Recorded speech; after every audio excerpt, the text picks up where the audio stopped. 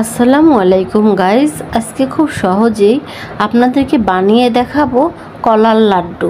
আশা করছি রেসিপিটা আপনাদেরকে ভালো লাগবে।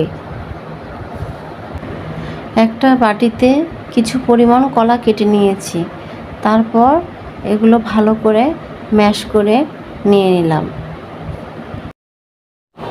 এরপর চুলায় একটি প্যান বসিয়ে নিলাম, তারপর কিছুটা দুধ দিয়ে দিলাম, তারপর 1 কাপ নারিকেল কুড়া দিয়ে দিলাম, তারপর ম্যাশ করে রাখা কলাগুলো দিয়ে দিলাম। এখানে আমি চিনি ব্যবহার করব না, যেহেতু কলায় মিষ্টি রয়েছে। এখন ভালোভাবে মিক্সড করে নেব। একটু গরম হয়ে আসলে এর মধ্যে 1 কাপ আটা, 1/2 কাপ ময়দা দিয়ে ভালোভাবে মিক্সড করব। মিক্সড করে একটা ভালো ডো তৈরি করব। এখন কিছুটা আটা ছিটিয়ে নেব, তারপর ডোটা নামিয়ে নিব।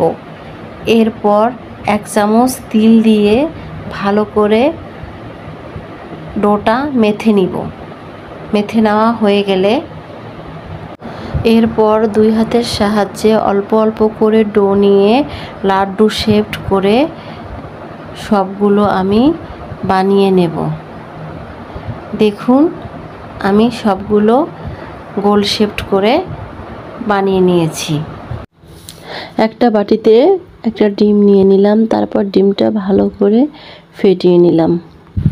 এরপর পেরেছে কিছুটা তিল নিয়ে নিলাম, তারপর চুলায় একটি প্যান বসিয়ে কিছুটা তেল দিয়ে দিলাম।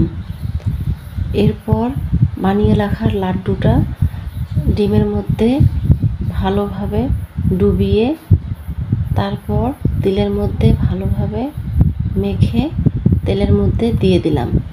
এইভাবে আমি সবগুলো লাড্ডু দিয়ে দিলাম। লাড্ডুগুলোর এক পিঠ হয়ে গেলে ভালোভাবে সবগুলো উল্টে পাল্টে ভেজে নিব। ভাজা হয়ে গেলে লাড্ডুগুলো আমি নামিয়ে নিলাম। একই প্রসেসে সবগুলো আমি ভেজে নিলাম। রেডি হয়ে গেল আমাদের কলা তিলের লাড্ডু। আশা করি আপনাদের ভালো লেগেছে।